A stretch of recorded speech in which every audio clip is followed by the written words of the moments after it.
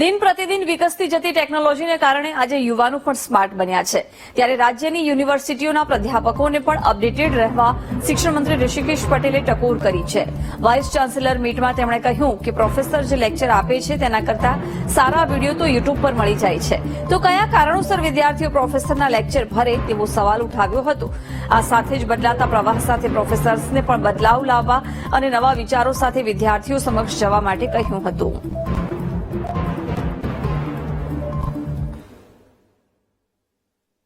ચોક્કસ એ વિદ્યાર્થીઓ ત્યારે જ આવશે કે એમને તમારા વર્ગખંડની અંદર તમે જે લેક્ચર લેતા હોય એમાં રસ પડે।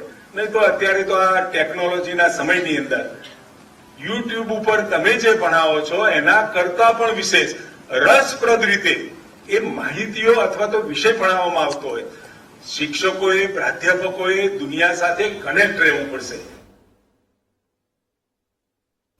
તો બદલાતા પ્રવાહ સાથે અપડેટેડ રહેવાનું જણાવવામાં આવ્યું। શિક્ષકોને વિદ્યાર્થીઓ સાથે જોડાણ સાધવા માટેની પણ સલાહ આપી હતી। પ્રોફેસરોને ઋષિકેશ પટેલે સલાહ આપી હતી। કટાક્ષ કરતા કહ્યું હતું કે સારા વિડીયો તો યુટ્યુબ પર મળી જાય છે।